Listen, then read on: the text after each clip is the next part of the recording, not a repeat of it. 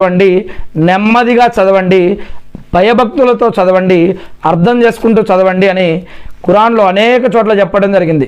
నమాజ్ అయినా సరే, ఖురాన్ అయినా సరే.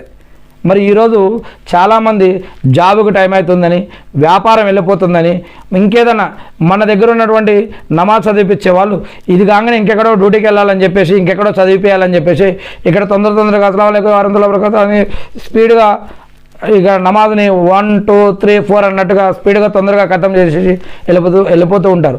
సూర్య ఫాతిహా చదవటం కూడా కంప్లీట్ కాదు, కొంతమంది వెనక సఫలో నిలబడ్డ వారిది. ఈ లోపల అక్కడ రకాతులు కూడా అయిపోతూ ఉంటాయి. మనం చదివే సూర్య ఫాతిహాకి అల్లా తాలా రిప్లై ఇస్తూ ఉంటాడు ఒక్కొక్క ఆయత్కి. ఇది తర్వాత వేరే విషయంలో మనం మాట్లాడుకోవచ్చు, ఇది చాలా పెద్ద విషయం. సూర్య ఫాతిహాలో మనం చదివే ఒక్కొక్క ఆయత్కి అల్లాహ్ సుబ్హానహు వ తఆలా యొక్క రిప్లై కూడా ఉంటుంది. ఇవన్నీ కూడా తెలిస్తే మనం చాలా నెమ్మదిగా నమాజ్ అనేది చదువుతాం. ఇంకా కొంతమంది ఇక రంజాన్లో ఇక తరావీ నమాజ్ గురించి అయితే ఇంకా చెప్పొద్దు. ఇక వీడియోని ఇక మొత్తం ఫార్వర్డ్ చేస్తున్నట్టుగా వెళ్ళిపోతారు వాళ్ళు నమాజ్. ప్రవక్త ముహమ్మద్ సల్లల్లాహు అలైహి వసల్లం గారు చెప్పిన పద్ధతి ఏమిటి? మరి అల్లాహ్ సుబ్హానహు వ తఆలా మనకు నేర్పిన పద్ధతి ఏమిటి? నిదానంగా చదవండి, ఆగి చదవండి, మీకు అర్థం కావాలా మీరు ఏం చేస్తున్నారు అనేది అని. సరే, ఇదంతా వేరే విషయం. మనం మస్జిద్ గురించి మాట్లాడుకుంటూ ఉన్నాం ఇప్పుడు. మరి మస్జిద్లో జమాత్తోనే నమాజ్ చేయాలి.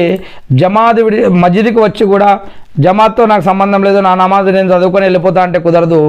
ఒకవేళ అజాన్ అయిపోతే కనుక మస్జిద్లో మనం ఉండంగా మరి అజాన్ అయిపోతే కనుక నమాజ్ అయ్యేంతవరకు ఆ యొక్క మస్జిద్ నుంచి వెళ్ళకూడదని, మస్జిద్లోనే ఆగి జమాత్ అయ్యే వారికి నిలబడి జమాత్తో నమాజ్ చదివి అప్పుడు ఆ యొక్క మస్జిద్ నుంచి వెళ్ళటం ఇది సరైన పద్ధతి అని కూడా ఇస్లాంలో చెప్పడం జరుగుతూ ఉంది.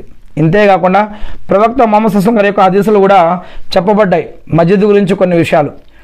ముస్లిం మస్జిద్ కోసం వేసే ప్రతి అడుగు ద్వారా పాపాలు క్షమించబడతాయి, పుణ్యాలు లిఖించబడతాయి. మరియు ఇంట్లో కంటే మస్జిద్లో నమాజ్ 25 లేదా 27 రెట్ల పుణ్యమని ఇంతకుముందే మనం చెప్పుకున్నాం. మక్కా, మదీనా, మస్జిదే అక్సా వీటిల్లో గనుక చదివితే ప్రత్యేక పుణ్యాలను చెప్పడం జరిగింది.